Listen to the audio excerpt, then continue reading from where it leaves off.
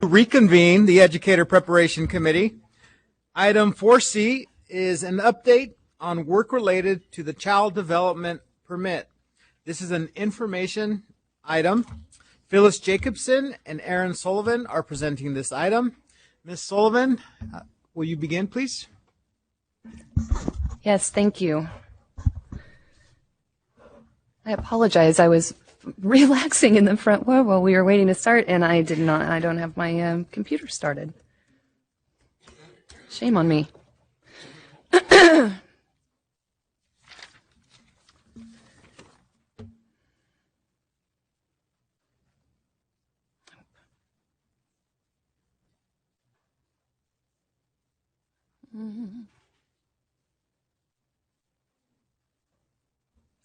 Okay.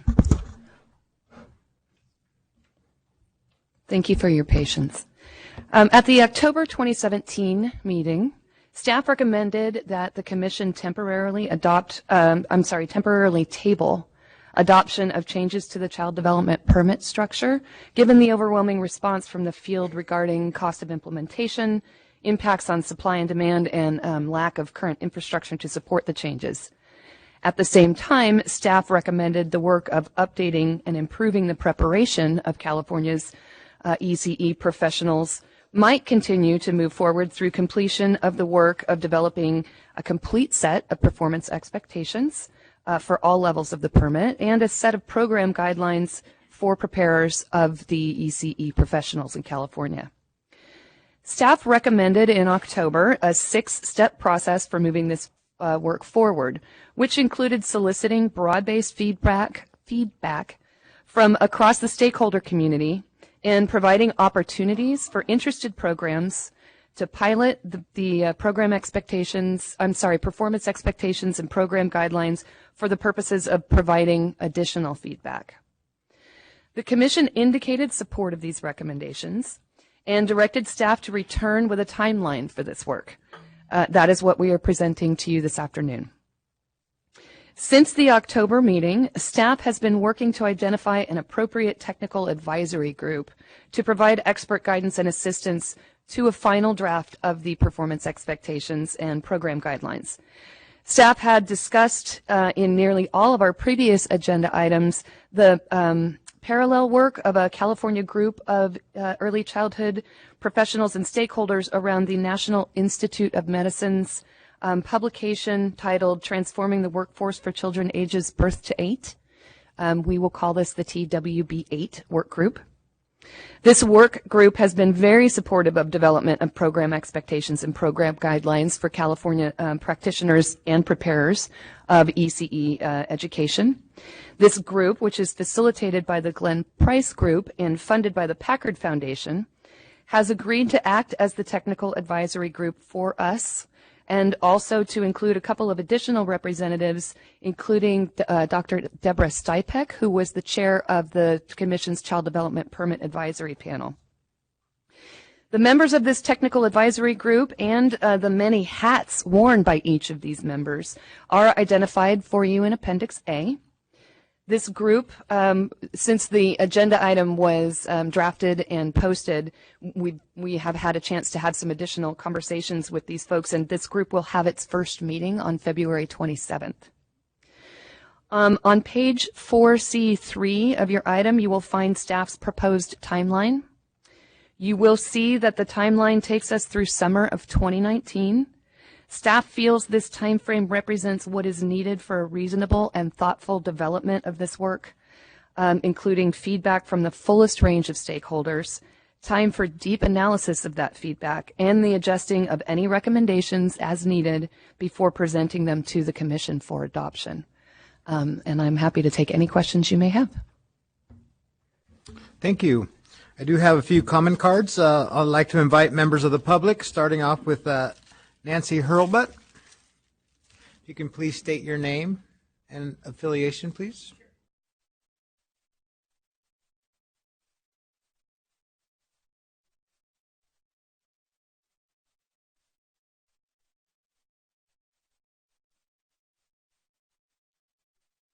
Presenting Community College CSU's UCs and privates in LA, San Francisco Bay Area, and Sacramento now. I'm also on the TWB8 core team, so I'm kind of doing a lot of stuff. And I'm also kind of the eyes and ears for the CSU on early childhood. So a group of us, actually not me because I've been sick, but a group of us, and you'll see the group PEACH, which is the Higher Ed Collaborative I mentioned, the California Child Development Administrators Association, First 5 LA, California Together, which is an LA group on successful English language learning, and then our Early Edge got together and support this. Now, I want to first underscore that we really like what CTC is doing. This is in no way saying stop, don't do it, we don't want it. But if you know anything, which you're probably learning, the early childhood folks feel really passionate about how this is going to move forward. You know, when you first start writing things, makes a huge difference in how it gets going. You know, the first, and that's kind of what we're doing right now. We're talking about performance expectations for early childhood, which actually don't exist. We do have a permit, but we don't have it. So doing it right the first time doesn't mean it won't get edited, but it does mean it's easier to move forward, which is why you're going to hear from early childhood probably at every meeting. That's just the way it is. I'm sorry. To begin with, the underscoring, and it's not because we don't think Aaron and Phyllis are using the competencies, but it's really important that these new PEs have a child development basis and not a kind of traditional K-12 basis, which is why this keeps being brought up, not because there's doubts about what's going on, but that. The second point being made on here, I think the group misread the item at CTC because everybody panicked. There is no way we can do this by June 2018. Well, it's not June 2018. So there is a whole nother year in there than people read. So, but I would like to then make a suggestion that we move it up a month. And the reason I'd like to make that suggestion is May and June are incredibly busy times for early childhood people, faculty, preschool teachers, whatever. And you're going to hit the people at a time when the stakeholders might have trouble. So instead of saying you're doing it too fast, I might say, could you move it up to April and May? Just by doing that, you're likely to get more input, although early childhood people seem to respond. I think there were like 2,000 people who responded before. The other 2 points being made here is one is when the agenda came out and we looked at it, I was actually at a meeting all weekend with some early childhood people, and sitting next to me was a faculty member of color who looked at the list and said, there's nobody like me. And I think it's really important that we have voices from different cultures, from different perspectives on this task force. And I know when you read the agenda, they mentioned that they would add additional people. And I would just like to say we need additional people from different backgrounds to give a diversity of perspectives. And indeed, most of the people on that list are like me. You know, not that I think I'm not good, but they're like me. And then the final point is we as an early childhood feel so passionately that we need to really understand dual language. That's got to be part of the performance expectations. And I may be wrong, but that list of people, also nobody is a dual language expert. So we would like to recommend a dual language expert also. So thank you very much. Savet Kaminsky.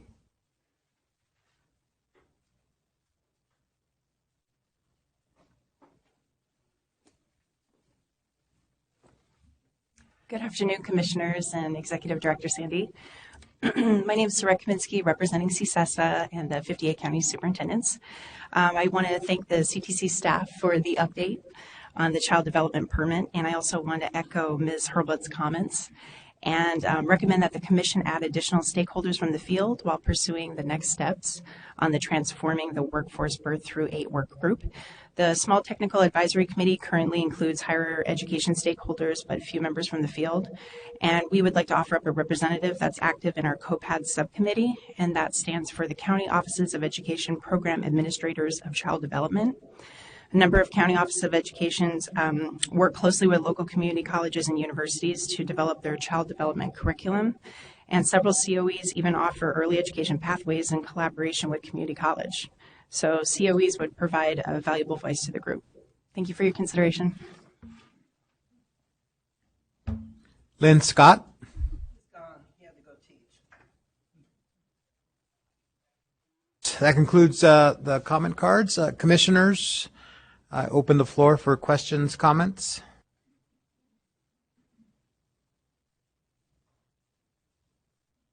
Hearing none, this is an information item. We captured the recommendations and suggestions that the public made, and we look forward to hearing back from you. Thank you. Thank you, Dr. Jacobson, Ms. Sullivan.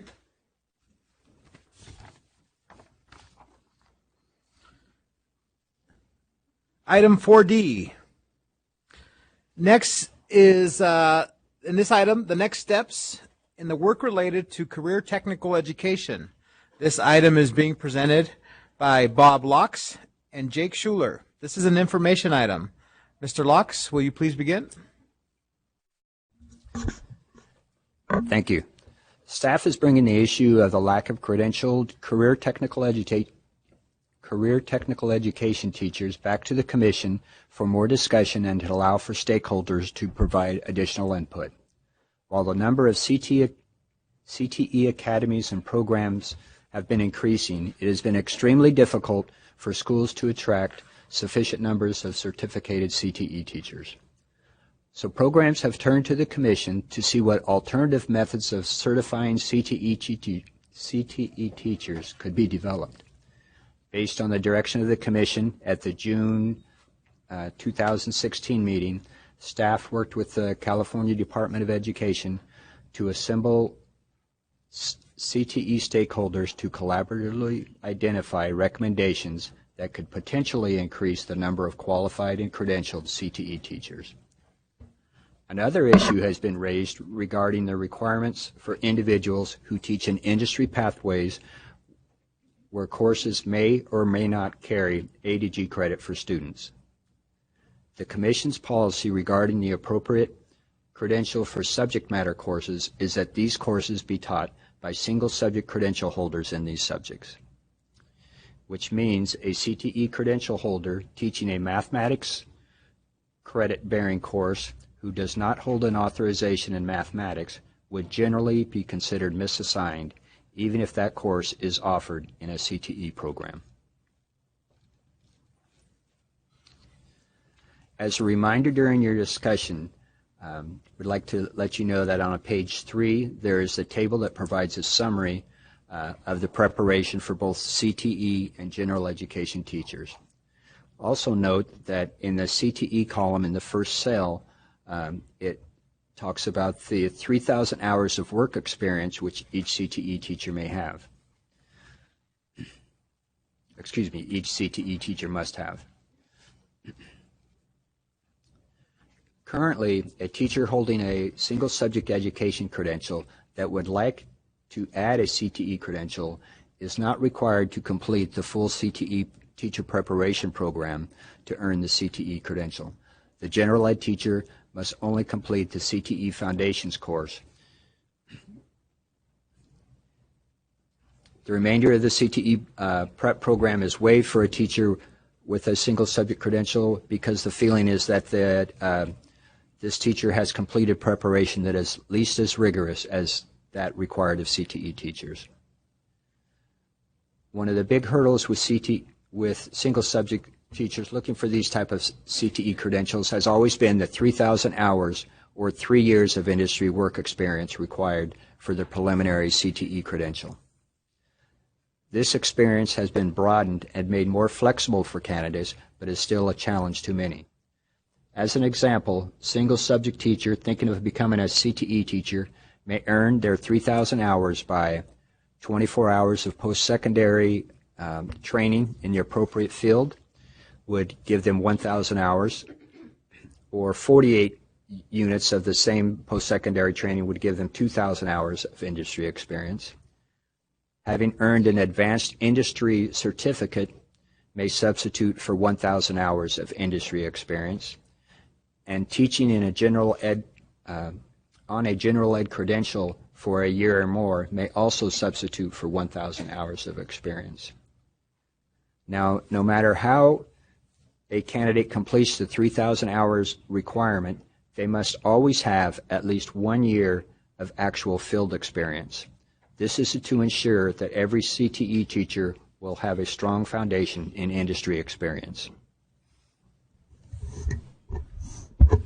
Okay, thank you, Bob. Good afternoon, commissioners.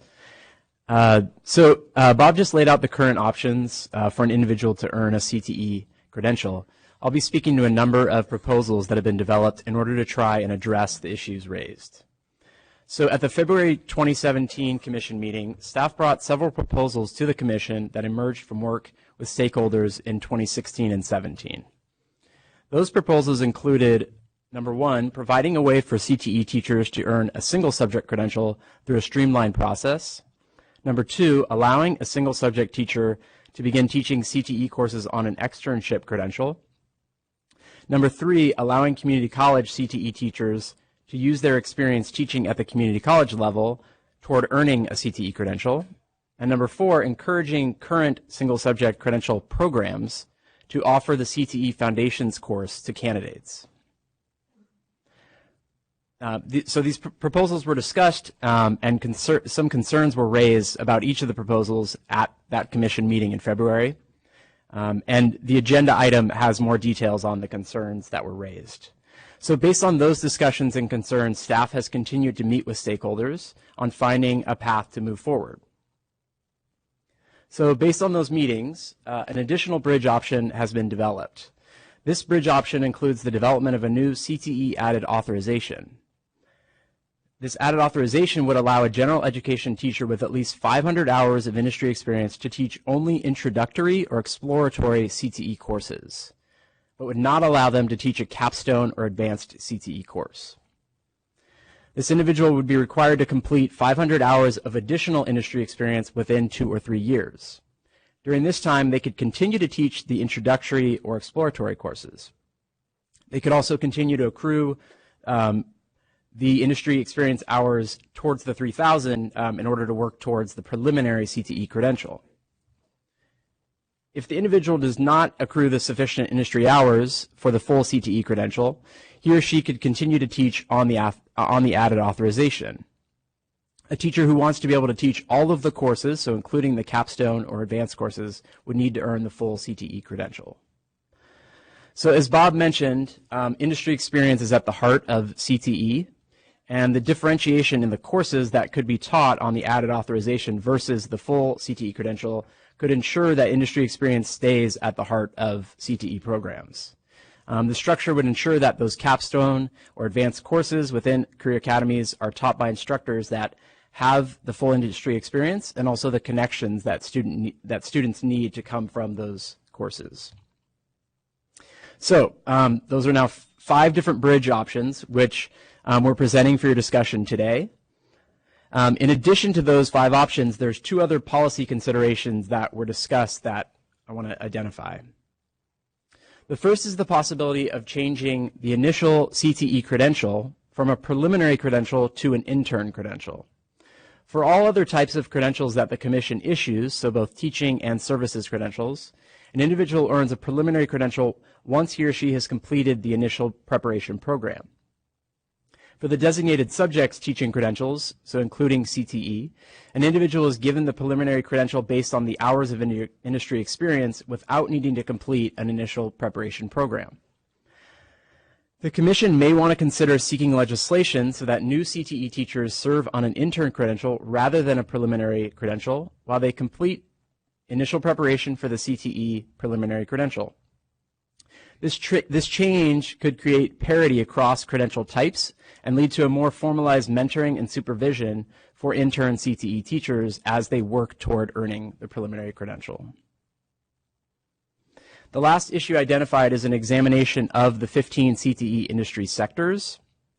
Each occupation within each of those sectors currently requires exactly 3,000 hours of industry experience, even though there is obviously a large variation in the different career pathways. The Commission might discuss whether the industry sectors should be examined to determine if there are specific occupations within sectors where 3,000 hours is either may not be adequate or may be too high. So to summarize, staff is bringing forward for your discussion today the 5 proposals discussed in the agenda item, as well as 2 additional policy considerations.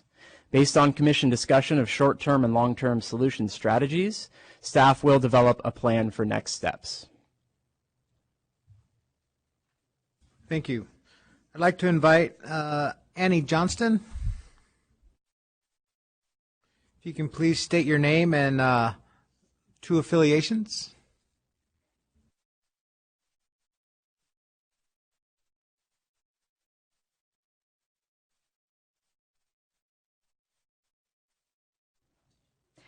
Good afternoon, members of the Commission.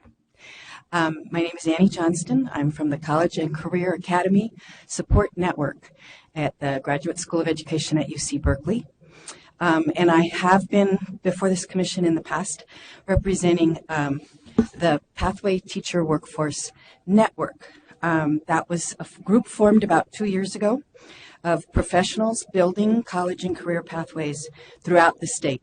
They had responsibility for hiring, training, supporting the pathway teacher workforce. And they formed to encourage policies that would increase the number of teachers who satisfy the credential requirements for both CTE and single subject credentials, academic subject teachers, because college and career pathways integrate academics and CTE. And the courses that have been created over the last few years, over 15,000 of them throughout the state, are integrated courses. Many of those are A to G courses. We were experiencing tremendous teacher shortages in those areas that challenged our ability to implement high-quality A to G college preparatory college and career pathways. So that was why we got together. We've been very gratified by the Commission's response when we've come in to talk about these issues. The Commission has worked diligently. The staff and commissioners have been very supportive. Now, at this point, the CTE data is much more accessible on the website. You've done a tremendous job of taking stuff that we couldn't find anywhere and starting to make it out there and available, which helps a great deal, since if we don't know where the shortages are, we cannot address them. We have dozens of stories of LEAs who, because of this work, have tried to figure out how can they do local policy changes that can increase the number of dual credentialed teachers who are both CTE and academic credentialed. And dual credentialing is now incorporated into the CSU teacher preparation programs. It's being more and more so. It's a major topic of conversation as they're trying to figure out how do they set up the programs so that teachers come out prepared to teach 21st century students, really understanding how to implement Common Core standards, how to provide academic content with practical applications from real career fields. That we feel like is a result of the work that you have done and that we have been privileged to work with you on. The externship credential that you're discussing today is a very important step towards ameliorating teacher shortages that hinder high-quality college and career pathway development. It would open the door to preparation of teachers who can anchor a strong CTE core that is integrated into the academic core within college and career pathways. It would prepare teachers to infuse current practical applications of academic content from the real world of work into their classroom settings in ways that motivate students and increase student success. So this also supports districts to do Common Core implementation. This helps them. They get experts who can really help them with those practical applications. And we'll address college and career readiness measures. Because if you can count CTE courses as well as college and career, college requirements being met, the college and career readiness indicators are going to make a difference for schools. The implications for districts are that they want to promote both. So developing this credential will also pose a challenge to districts and to county offices of education and to teacher preparation programs, because they will have to tap industry partnerships and local resources in order to provide and to incentivize high quality externship experiences for teachers. What's going to get teachers to do all of that extra work? In the end, we will have teachers who can work with our students in a much more 21st century mode. But to get there, they're going to have to be putting together some programs that consciously, deliberately develop teacher-related industry experiences. So, CASN, the organization I work with, our grant funding is allowed me to facilitate that Pathway Teacher Workforce Network. That grant has been expended, and that network will no longer be meeting. But the over 200 college and career pathway stakeholders in the Pathway Teacher Workforce Network have engaged with you and with this process at a level that they hadn't before, and are dedicated to continuing that engagement. So I want to thank you very much for your responsiveness and your commitment to preparing students and teachers for the 21st century. Thank you.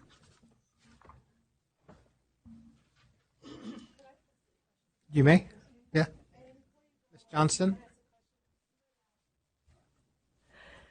You made a reference to teacher-related industry experiences. Could you elaborate on that and what that means? Certainly. We've been working, for instance, with a number of industry partners in the health field in the Sacramento region who have been they're constantly bombarded by the need for student internships. But we've been working with them on how will you prepare teachers for the health field. If we have teachers who get on this externship credential need to get 500 more hours of industry experience, how can we make sure that that experience will introduce those teachers to the whole industry field, to what the students in a health pathway need to know about the possible career options, but also about how their content, their subject areas are used in that work, and how can they then take it back to the classroom. So we've also been working with the community college system to try to figure out how can we provide credits for teachers to be able to learn from that, be metacogniting, use some metacognition there about what are they experiencing in industry and how does that apply to their classroom responsibilities. And have you been successful in developing a slew of teacher-related industry experiences that would be widely available? We are. This is the beginning. Twinkle in the eye, or is it's a twinkle in the eye that industry partners have said, yes, we want to do that.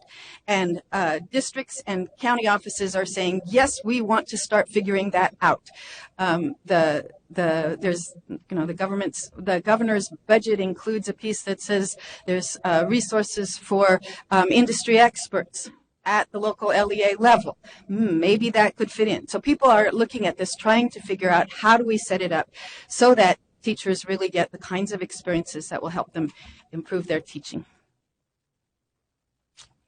Thank you. Commissioners, questions, comments? Staff is, if you recall, on the agenda item, kind of looking for some short-term, long-term direction. I have a couple questions. First of all, I'm not sure, and I know just enough to be a little dangerous about this, but I'm confused by it, is how would anything that in these proposals affect how things like Perkins monies and things like that get distributed? Because as I understand it, there's some inconsistencies in how a teacher might be credentialed versus how the county office might determine what they can and can't do compared to what the federal rules for funding those programs might be. So I don't know if you can clarify any of that.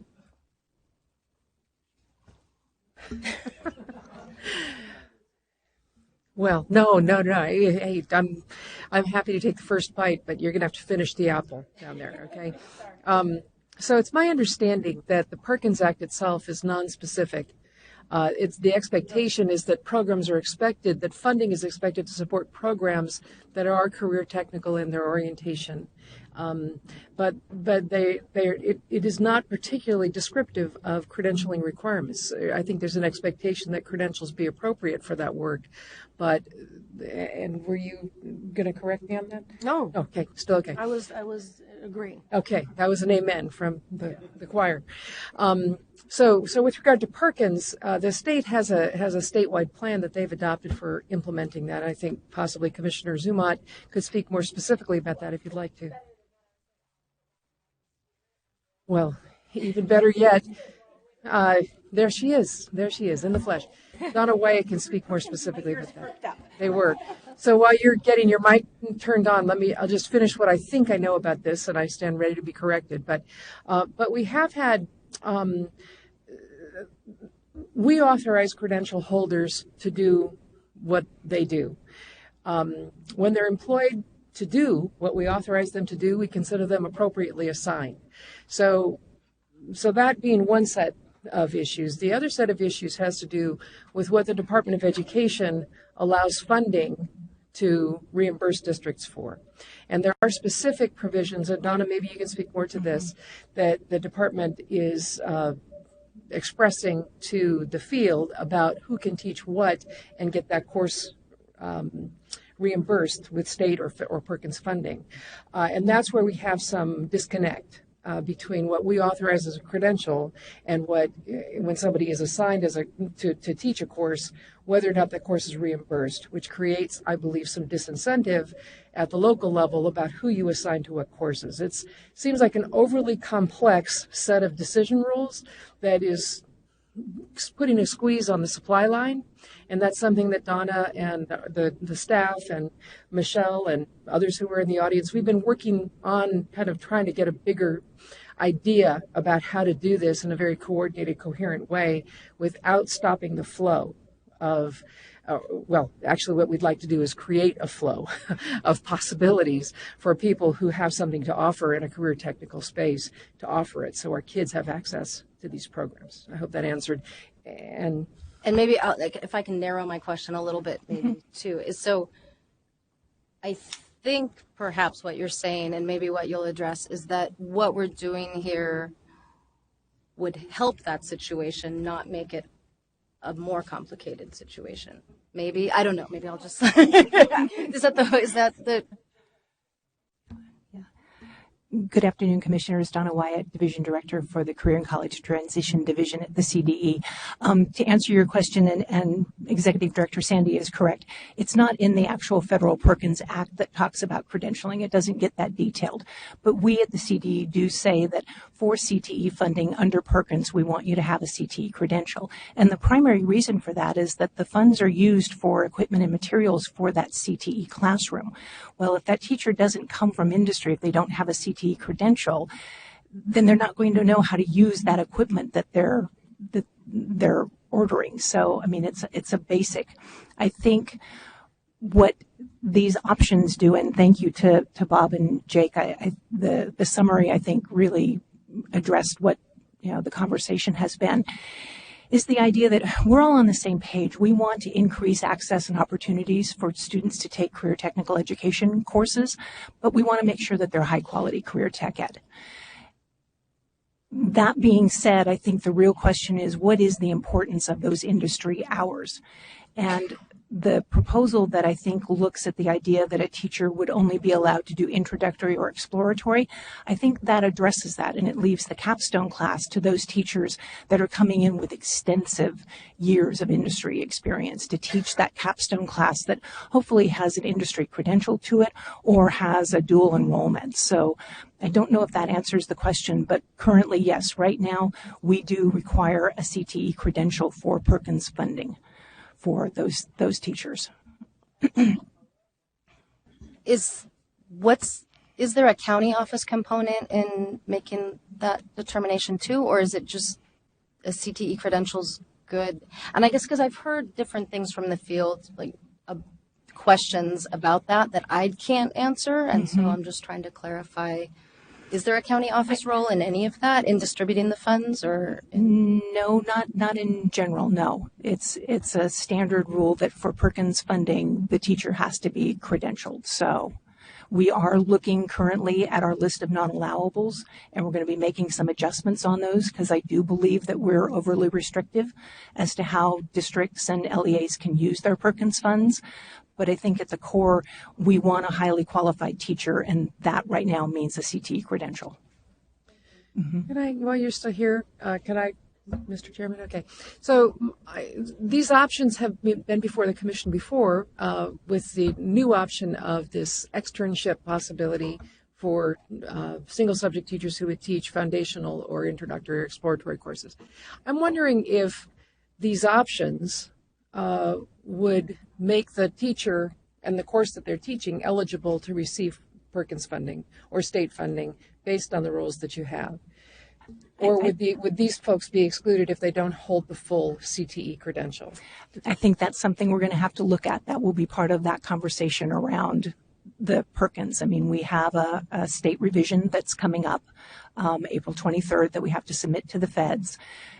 Currently, there's no movement on any reauthorization of Perkins. What we're hearing from our legislative folks and our federal folks is that it's probably not going to happen this year, but that doesn't mean that we can't start potentially adjusting some of those non-allowables. But at this point, I don't know that I could answer that question until I sat down with the field and discussed it. In fact, there is a big meeting of the field in Yolo County Office of Ed, and that's where I'm heading after this, so to talk to them. And where does the decision lie? The decision lies with the California Department of Education. We are the administrators of the Perkins grant, but I would want to talk to the field and see what their feeling is. Okay. Does the state board play a role? In the sense of the authorization of the state plan, yes. If I could, too, the questions around educator externship that Dr. Darling-Hammond raised, we do have districts that are doing teacher externships. I did them when I was with Oakland Unified. They were enormously popular. I've done professional development for years. I've never had teachers come to me and say, are we doing that again? So it was very rewarding. We also have a contract with one of our providers, Colton Redlands UKIPA, Regional Occupational Program under Superintendent Stephanie Houston. They are developing a teacher externship program so that school districts and LEAs will be able to use that program to place their teachers out on externship so that it isn't just a job shadow that those teachers are doing. They're doing the externship, but they're learning how to take what they learned in that externship and bring it back to the classroom for the students. So job shadows are limited in that, a teacher just follows someone around. It's that transition of how do I take what I learned in that industry and bring it back to the classroom. Okay, Commissioner. While you're still here, if I can. So I'm thinking Commissioner Martin brought up earlier today how different some of our urban districts are from some of our very rural districts. And I'm wondering if you know, and you might not have this right on hand, but what the distribution throughout the state of those opportunities are. So if you're a teacher, let's say in the far northern reaches or far southern reaches of the state, are there any opportunities at all for those teachers to get externships or even just industry hours to your knowledge? I think in some cases for the rural districts, because they are rural and the businesses that are there are so involved with their local school districts, in some ways that's almost easier for the rural districts because it's confined. You're going to support your local school district versus a larger urban school district where you're dealing with all of the competition that is around there. So I think in some cases it's easier, but you still have to look at the limited resources of those areas. Can I do one last? Go right ahead. And this is actually, I think, more for staff, I think. So, and this is my last question. I'm trying to wrap my head around the different things we do. And I think we also have a single subject teacher could get an authorization to teach those introductory courses also. Is that correct? So without a CTE credential, a single subject teacher could get an authorization, right, to do some of these things. So what I'm wondering is, how would that authorization be different than the externship or oh. Did that question make sense to you? Because I don't know if I'm saying it in a way that makes sense, but Terry seems like she knows what I'm talking about. The externship that Director Wyatt is talking about is something that they're working to help people get industry experience. This new proposal today would be for an added authorization to be developed. It would have to be developed through the regulatory process, which means 6 to 9 months, and it would allow a multiple or single subject teacher who has 500 hours of industry experience to get an authorization to teach career technical education, but not a capstone course. And then that person would need to get another 500 hours over the next couple summers. And then they would be done. They would never be able to teach the capstone course. If they wanted to teach the capstone course, they would have to get the full career technical education credential. So this bridge that is the new proposal in this item would allow general education teachers who have some industry experience to do the introductory courses, but not that full capstone. Does that make sense? It does. I guess what I'm asking is, do we already have a pathway similar to that that's through units? We do not. So in the career tech world, nothing is based on units. It's all based on hours of industry experience. Okay, I might need to come back. A teacher who holds a single subject or multiple subject credential only has to get 2,000 hours instead of 3,000 hours. And because they hold a general education credential, they only have to do the CTE Foundations course, which includes the safety requirements for that industry sector. But no, that's the shortage. There's no shortcut if they don't have 3,000 hours of experience that's possible right now. Could you get, let's say, let me see if I can find, can you come back to me? I want to see the thing I'm thinking of because I found something that. Chair Darling Hammond. So this is an area where we definitely want to make progress, but making progress is a challenging thing. And I just wanted to give us a little context for some of the challenges that have kind of come up. One of them is that the existing CTE requirements evolved in an era where CTE was vocational education. And it was usually an attract system where you either did voc ed or you did academic ed.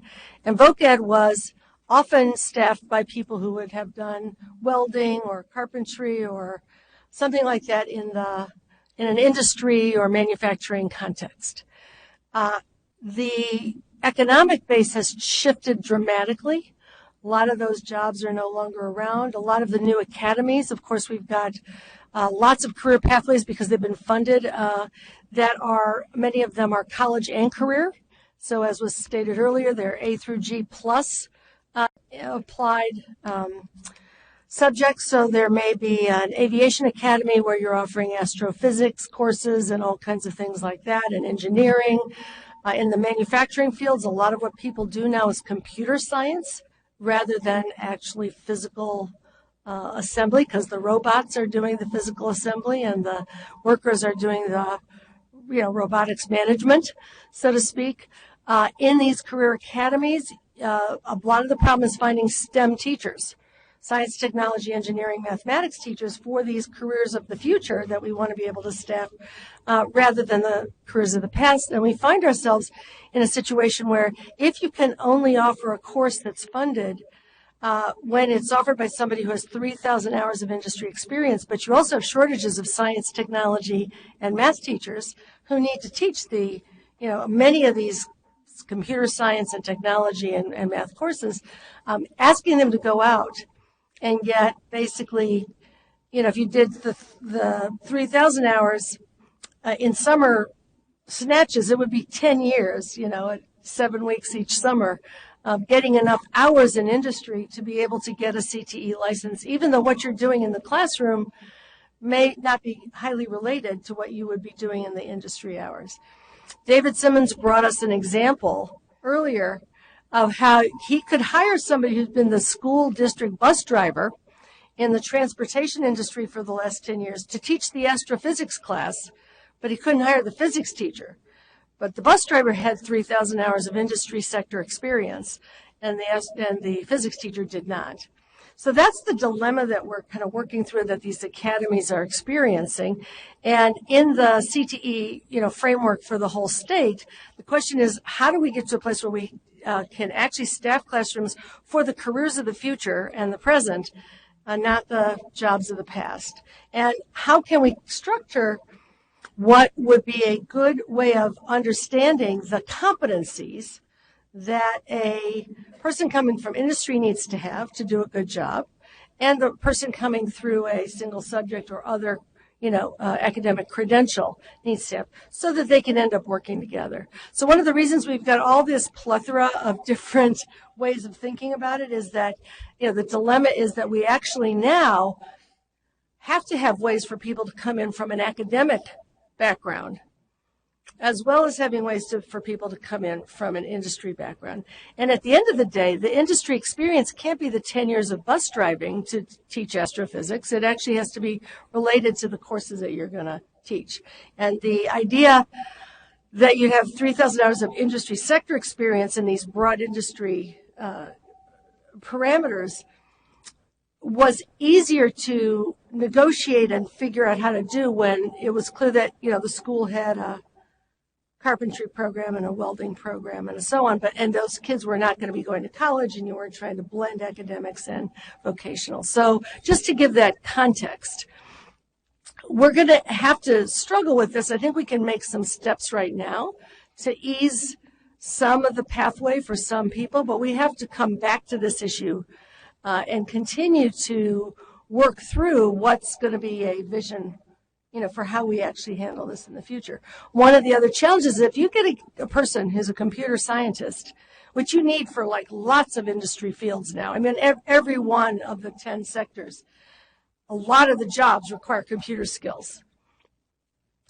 How are we going to bring those people into teaching when they could earn a lot more in industry?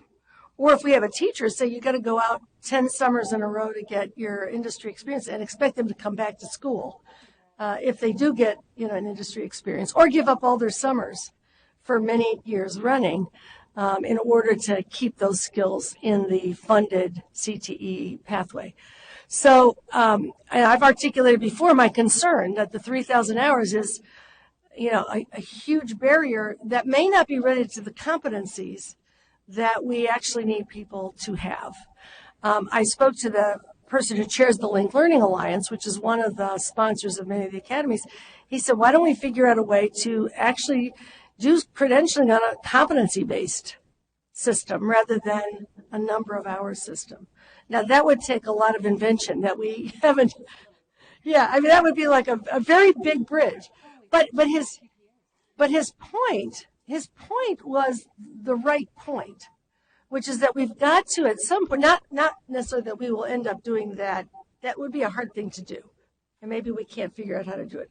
But our goal ought to be figuring out what competencies do you need to have, and then what's the most appropriate way to demonstrate the competencies.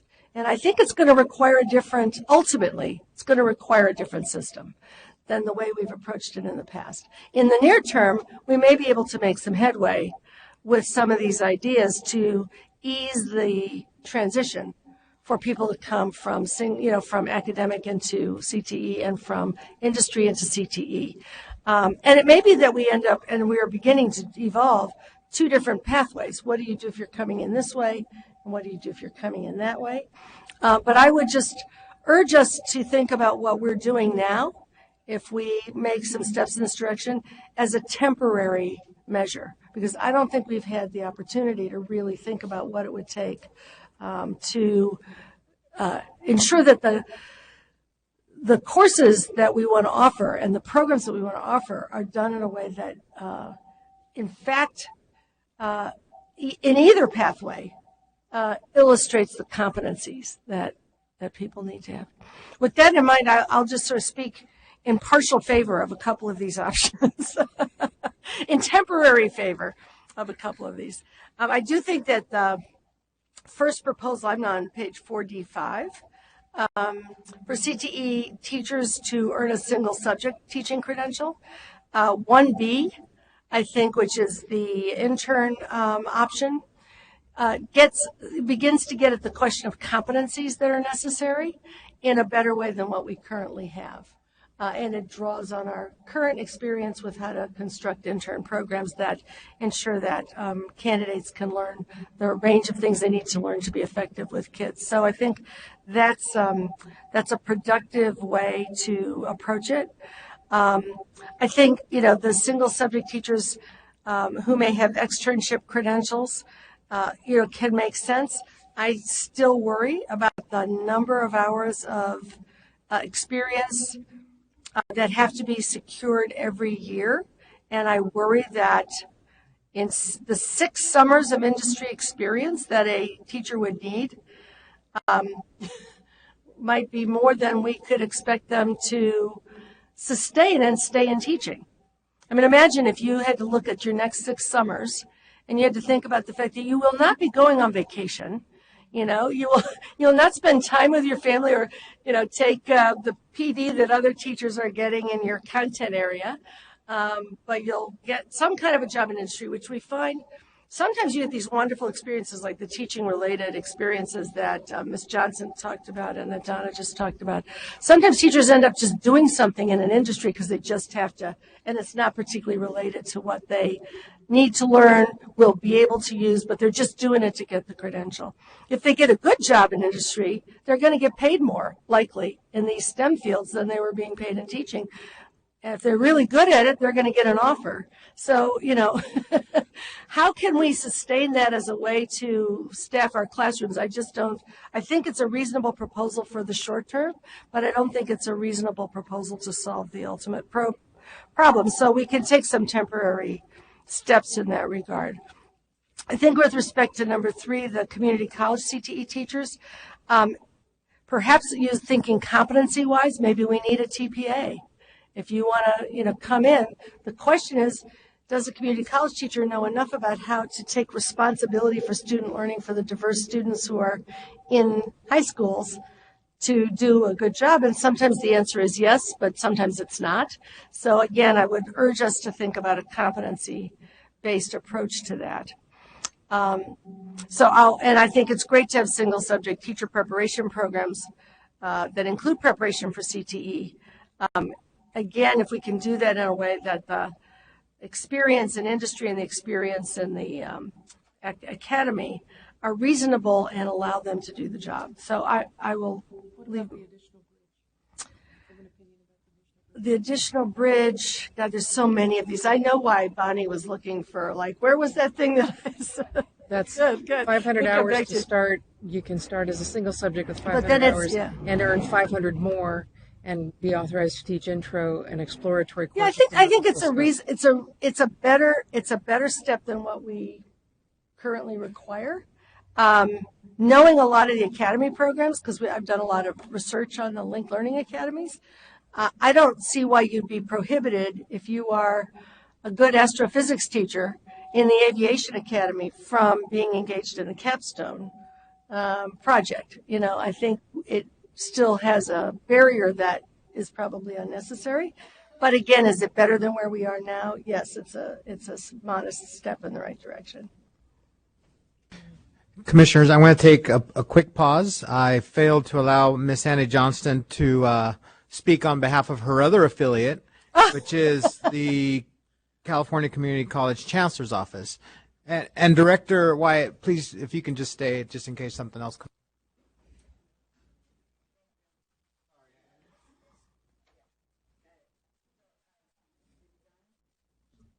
There we go. Thank you. Yes, I also am serving in the capacity as the statewide technical assistance provider for the California Community College Chancellor's Office's teacher preparation programs, which you may be aware, 65% of the teachers coming through the CSU system come out of the California community colleges. And there's a tremendous amount of work being done right now to align the work in order to address teacher shortages, in order to really improve the status of teacher preparation across those systems. And that's work I've been charged with leading. So the piece that's on this agenda that's specific to the role of community college faculty in those college and career pathways. Mostly that's providing dual enrollment courses. Because that's the addition of early college credit into the high school has a huge impact on students' ability to be successful in post-secondary education, and really raises the academic level and quality of those pathways. The problem is that a CTE credential is not adequate.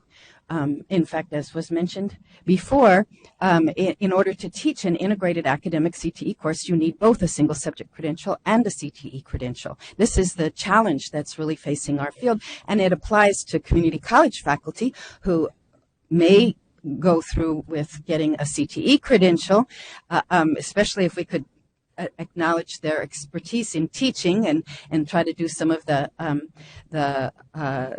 streamlining of the program so that it is competency-based and acknowledges the competencies that they have.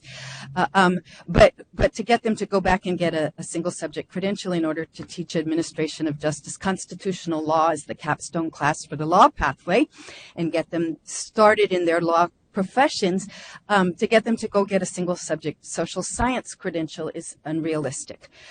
So this is just something I need you to be aware of. We need you. The field really needs you to understand that, partly because it will take legislation to address that. And that's something from the community college side we are very interested. We appreciate the idea of trying to facilitate community college faculty being able to work closely with their high school counterparts in these pathways and to bring that stronger academic focus into the pathway programs of study. But this overall piece of how do we get people who have academic expertise, and don't want to teach world history to 10th graders, but really want to teach constitutional law. How do we get them that specific capacity? And we can make some language that makes it so that if that course was going to get A to G approval or was needed for graduation, if they were going to be teaching it anyway at the community college and it would apply to that, then it could be applied in the high school. If we don't do that, then we set up pathways that are tracked.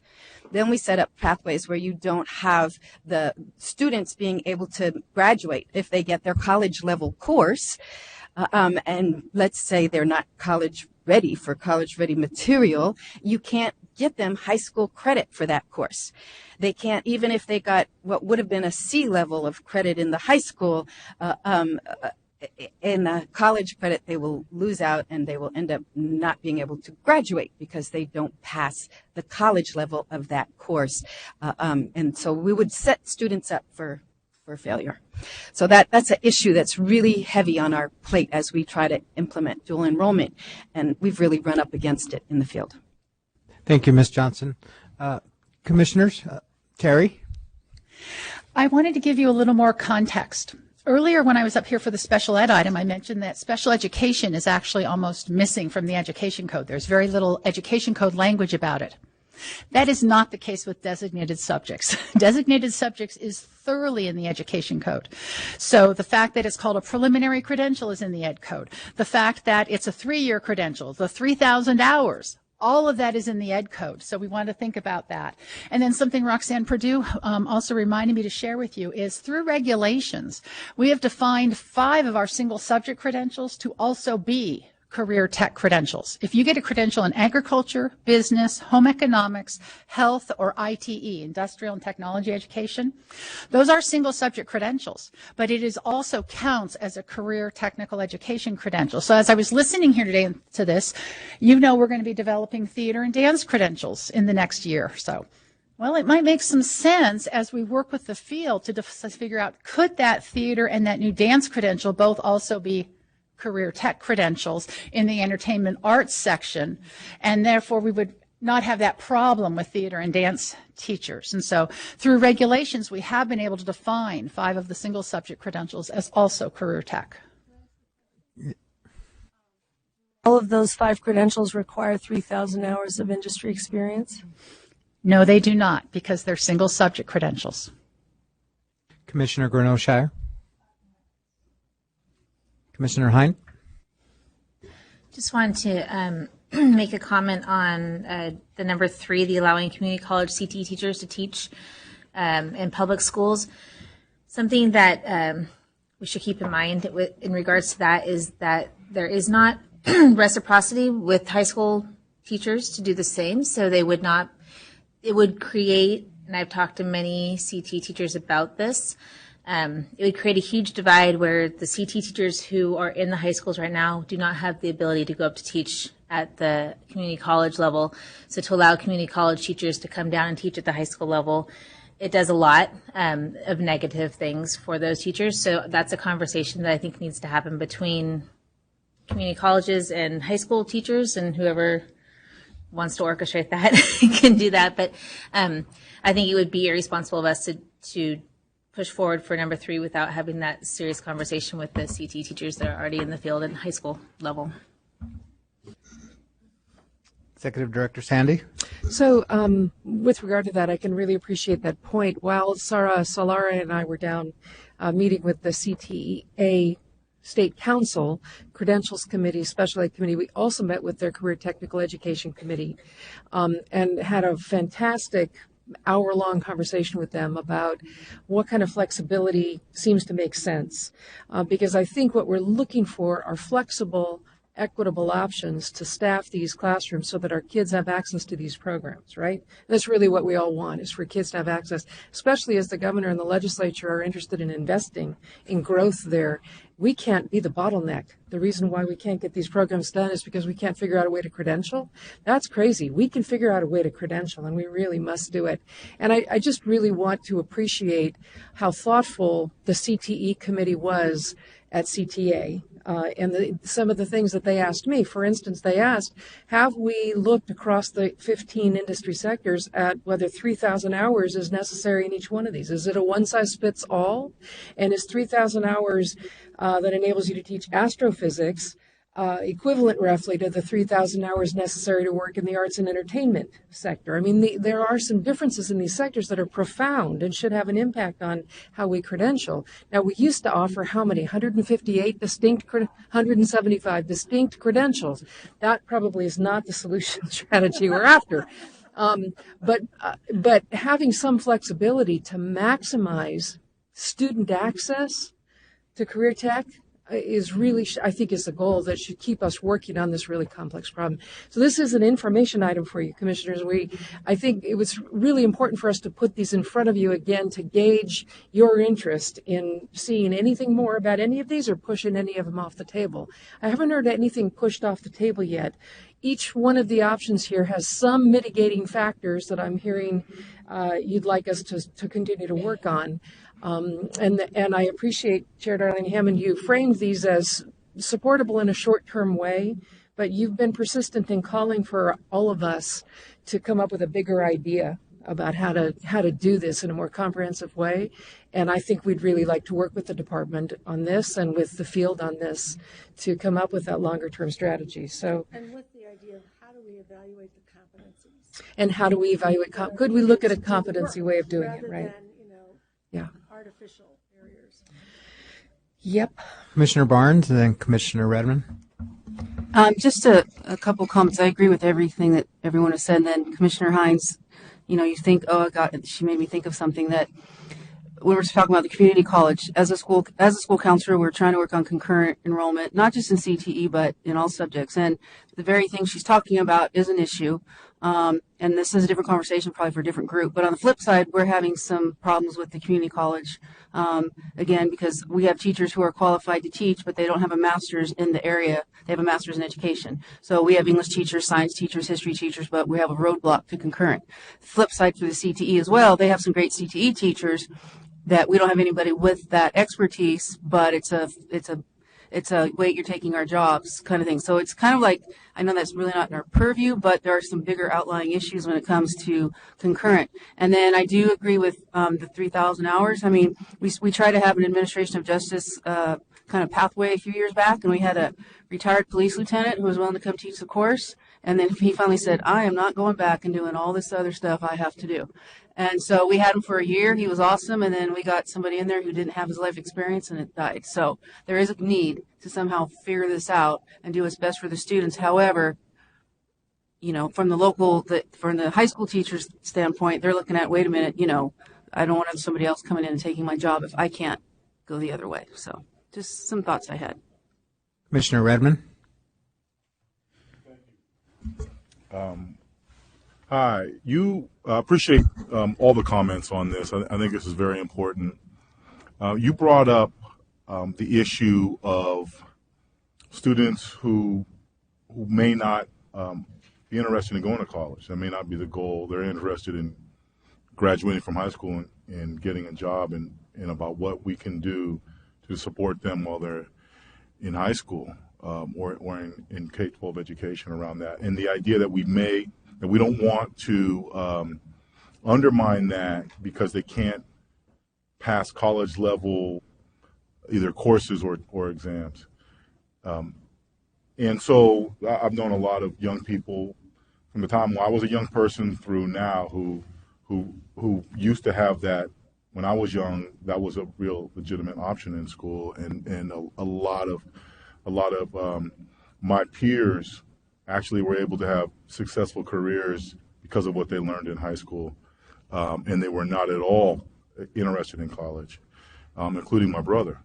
And as working in schools more recently, that there aren't as nearly as many options, and the vision for young people to be able to see themselves in a career after high school isn't really nurtured in high school as much. And you brought that up, but I didn't fully understand what the dilemma is right now that you lifted up, and I'm wondering if you could share that with me again for us. Certainly. The college and career pathway tries to make it so that all of the students have the ability to decide where they're going to go. And therefore, you have to give access to those early college options. Because even though the child might not think, or the young person might not think they're going to college, that could change. And you don't want to cut that off and track them into an avenue where they don't have that option.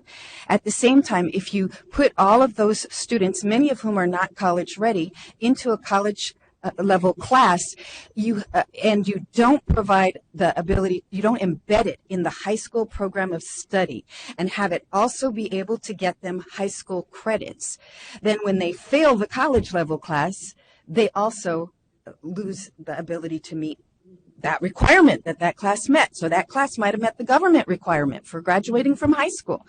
And they could not do it at the college level. They should still be exposed to the college level academics, but they should be able to get the high school level of credits that they earn.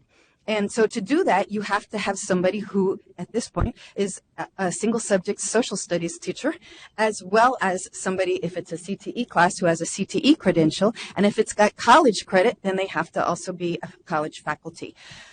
So that we've set ourselves up with this ideal that we are not yet prepared to structurally to meet. Although there are many places and many districts that are doing it by finding the faculty member who does have the master's degree that's related, or the college senate, faculty senate, that will agree to let that person teach that class. Because again, those decisions about college faculty's minimum qualifications are within the college purview. They get to decide.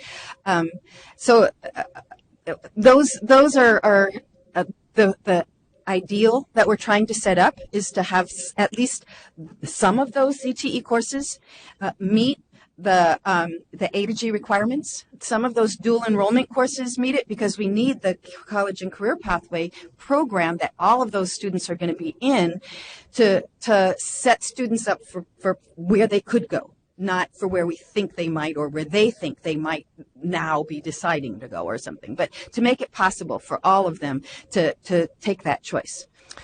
Chair Darlingham. I just want to clarify that. I've worked in contexts where we had dual credit, so on. I'm not clear how that's a teacher credentialing issue as opposed to an A through G course approval issue, because we have more than 10,000 teachers out here in California teaching on emergency permits or something less than a preliminary credential. So, if it was just credentialing, you could just say the community college teacher can have an emergency permit like the other 6,000 people who have those. But I actually don't think it is. I think it's an A through G course approval issue that you're talking about. We have the A through G courses approved. I mean, that community course, college course. Are you saying that this is a teacher credentialing issue? Yes. The community college. So this is a teacher credentialing issue because to embed that course in the high school program of study, to make it have high school credit, you have to have a high school credentialed teacher. If the college teacher wants to come into the high school and teach, or if the high school wants to set up for a college course to be in the high school program of study that is just for college credit and not for high school credit, fine. They can just do it on a college minimum qualifications.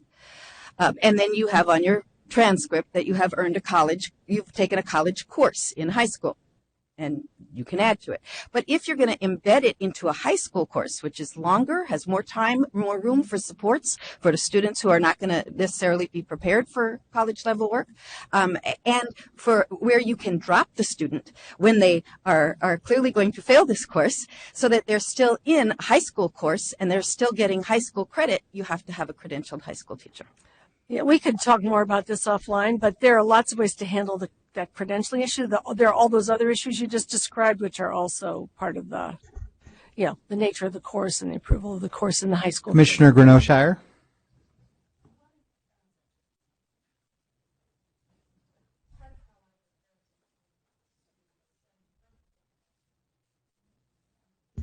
Part of how I prepare for these meetings is to send the agenda out to my colleagues in the CSU because I'm representing the CSU. And so I've been listening very carefully because this is an area I do not understand very well, but several of my dean colleagues do. And so I wanted to go back to something that I think Executive Mary Sandy said, and that was there's none of these recommendations that we couldn't support getting more information and moving forward on. And I just wanted to be clear about that. And there are some really talented folks in the CSU, like Dr. Cheryl Ney from Cal State LA, who would be an excellent resource to this work as it moves forward. So I'll offer her up here. Thank you. Commissioner Rodriguez. Thank you. When I first joined the commission, I think it was my first meeting or maybe the second one, Linked Learning was here giving a presentation. Right, because we came in right around the same time. And I was very impressed with what they do because it's very similar to the CTE programs that are happening within my district. And so it's the content and it's the career technical education. And thinking about the competencies, right? I think they were talking about badges or something like that. It occurs to me that now it's, what was that, 2012? Is that long ago? 2012, and so assuming it was 2014, well, about 5 years ago, and so we're back at it, and now there's an even greater sense of urgency. I was listening to a gubernatorial candidate the other day talk to our labor council down in San Diego, and they were asking him about jobs and things like that, and he said, in order to have the jobs, we have to start thinking ahead, but it's really behind because in Singapore, they've already launched a flying car. And so while, people were worried about how robots are going to replace us and he said it's happening. So how can we build the robots, service the robots? How can we prepare our young people, our unions for the future? And so it occurs to me that we have these great apprenticeship programs within like IBEW, the labor councils, where they take young people and they form them into professionals and support them financially. So perhaps they would be somebody who would, I'm not sure if they're at the table, but they do have, there's so many resources there that they could contribute because they're either electricians or welders and other types of tradespeople that would have a lot to offer, and to figure out a way to come up with a solution that's forward thinking to the flying cars and the badges and, whatever we need to do to make sure that we have jobs in the aerospace industry and the computer industry in California that aren't filled because we can't find the people here that are qualified. And so perhaps that's an avenue to think about. Commissioners, this is an information item, and I think we've provided a lot of information in regards to short-term and long-term strategies. You want to close us out, Commissioner Klatt? I just want to be very careful that we don't unintentionally have consequences to these decisions, because I'm thinking of and Commissioner Zuma might be able to speak to this, but things like California Partnership Academy that's been around a very long time, and other partnerships that are already happening where industry has teamed with teachers to create programs for students, and that we don't now, with the best of intentions, put in a requirement that pulls the rug out from under those programs. So I just think we need to step very carefully when we start putting arbitrary out, and maybe they're not arbitrary, I shouldn't say that, but it's got to be this many hours and that's it. There's no other way around this. That just makes me nervous. I just respond, since you pointed to me to do it. That we share some of the concerns that you just expressed, and we look forward to continuing the conversation as Mary mentioned a bit ago, and with those ideas in mind and the current projects underway and our, the current things, of funding and other issues that we would need to resolve should some of these move forward. So.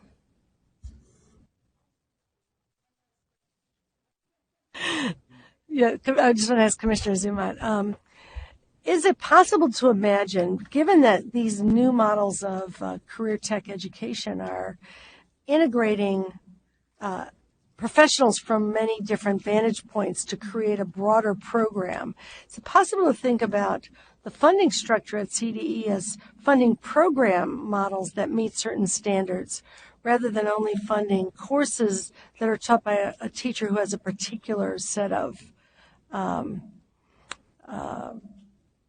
in the credential status? Thinking about being able to capture that integration rather than going teacher by teacher. Right. I think that's certainly something we could talk about further, along with some of the competency issues that you raised earlier from our friend at Link Learning. So. Well, thank you, everyone. Staff, you have enough guidance. Thank you, everyone, for the robust discussion. Thank you, Mr. Locks, Mr. Schuler. Having no additional items for today, I recess the Educator Preparation Committee. Yay! And I will recess the general session. Members of the commission will go into closed session, and the general session will reconvene at 8:30 tomorrow morning.